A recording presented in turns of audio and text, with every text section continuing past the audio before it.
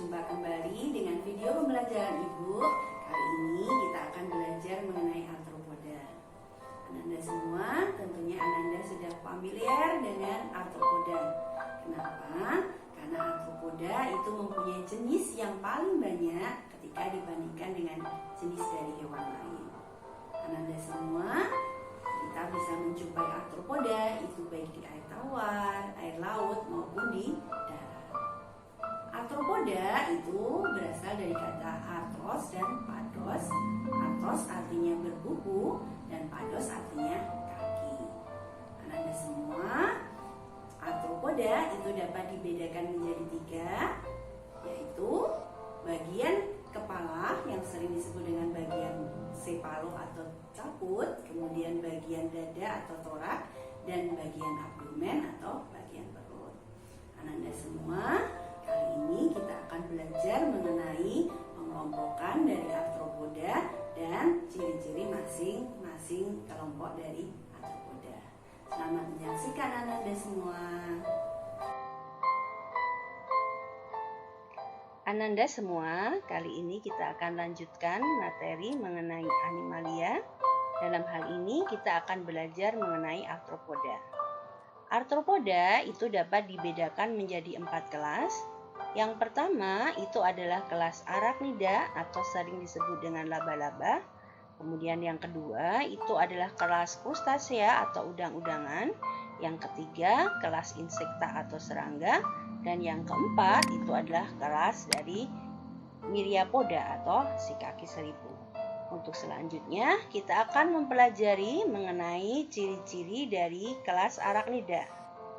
Selain laba-laba, anggota dari Arachnida itu adalah kalajengking dan caplak. Arachnida itu tubuhnya terdiri dari bagian cephalothorax dan bagian abdomen. Bagian cephalothorax yaitu bagian kepala dan dada yang menyatu. Arachnida itu memiliki 4 pasang kaki dilengkapi dengan 2 buah cakar yang bergerigi yang terletak pada sisi ventral cephalothorax. Arachnida itu mempunyai chelicera dan mempunyai pedipalpus. Chelicera itu adalah alat berbentuk catut dan memiliki kelenjar beracun. Kemudian pedipalpus itu seperti kaki kalau pada laba-laba atau gunting kalau pada kalajengking yang berfungsi untuk memegang. Pada hewan jantan, pedipalpus digunakan sebagai alat kopulasi. Kelas yang berikutnya yaitu kelas untuk Crustacea. Tapi sebelumnya kita lihat dulu mengenai struktur tubuh dari laba-laba. Untuk struktur tubuh dari laba-laba, ini kita bisa cermati. Tubuhnya ada bagian cephalothorax, yaitu bagian kepala dadanya menyatu, dan bagian abdomen. Ada bagian chelicera, dan ada bagian pedipalpus. Nah, berikutnya yaitu untuk kelas Crustacea atau udang-udangan. Crustacea itu berasal dari kata crusta yang artinya cangkang atau kulit keras. Contoh dari Crustacea itu adalah udang, lobster, kepiting, teritip, dan kutu air. Seperti halnya dengan Arachnida, Crustacea tubuhnya terbagi menjadi 2, yaitu cephalothorax dan abdomen. Pada setiap ruas terdapat sepasang kaki. Kemudian, cephalothorax udang ada 5 pasang kaki. Sepasang kaki pertama besar seperti catut atau capit yang disebut dengan caliped. Kemudian, 4 pasang yang lain merupakan kaki jalan yang disebut dengan peripoda. Di bagian perut atau di bagian abdomen ada 5 pasang kaki yang berfungsi untuk berenang. Sehingga pada Crustacea itu terdapat 2 macam kaki, yaitu kaki jalan dan kaki renang. Kemudian berikutnya, pada ujung abdomen ada tailson dan uropoda yang berfungsi untuk kemudi saat berenang.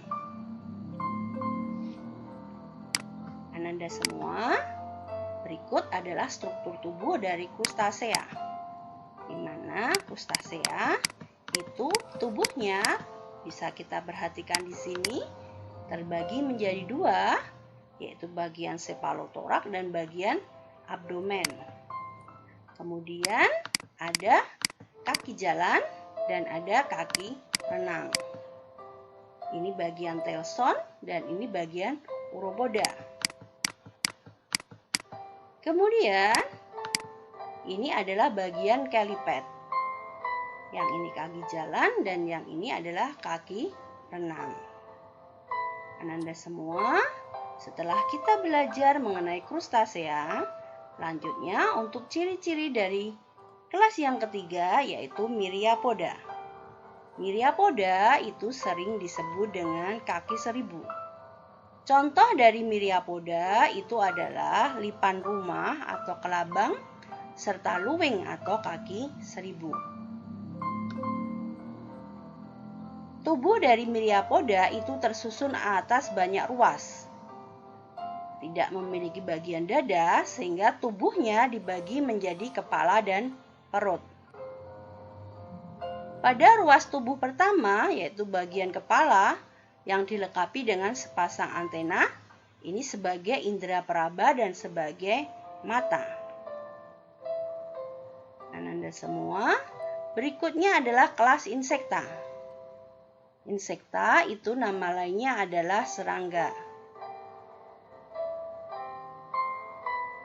Untuk insekta ini merupakan kelompok hewan yang paling banyak variasinya atau paling banyak jenisnya. Pembagian tubuh untuk insekta itu tubuhnya terdiri dari 3 bagian, yaitu bagian kepala atau bagian caput, bagian dada atau torak, dan bagian perut. Pada bagian torak itu ada 3 ruas. Kemudian serangga itu mempunyai 6 atau 3 pasang kaki, sehingga serangga atau insekta itu dikenal sebagai hexapoda. Hexa itu 6, pados itu kaki. Kemudian bagian abdomen serangga itu tersusun atas 9 sampai 11 ruas yang berbentuk cincin.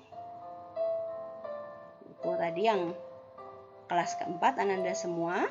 Selanjutnya ini adalah struktur dari kelas insekta. Bisa kita perhatikan tubuhnya ada 3 bagian, yaitu bagian kepala, bagian torak, dan bagian abdomen. Kakinya ada 6 atau 3 pasang yang disebut dengan hexapoda. Kemudian ada bagian yang namanya ovipositor. Nah, itu tadi untuk struktur dari insekta. Serangga yaitu pada semut, pada tawon, dan pada lebah itu menggunakan ovipositor sebagai alat penyengat.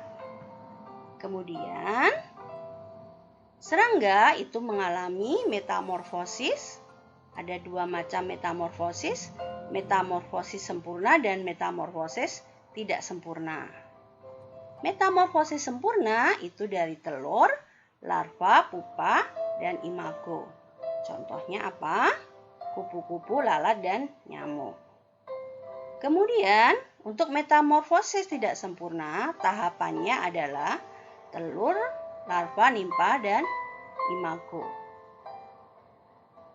Kemudian, dalam proses pertumbuhan, sebagian besar serangga itu tadi mengalami metamorfosis sempurna, itu nama lainnya holometabola. Dan metamorfosis tidak sempurna itu hemimetabola. Contohnya, selain semut dan tawon serta lebah, insekta itu contohnya adalah jangkrik, belalang, dan kecoa. Demikian Ananda semua, kita sudah belajar mengenai klasifikasi dari insekta dan cirinya masing-masing. Kita bertemu lagi dalam pembelajaran biologi selanjutnya. Terima kasih.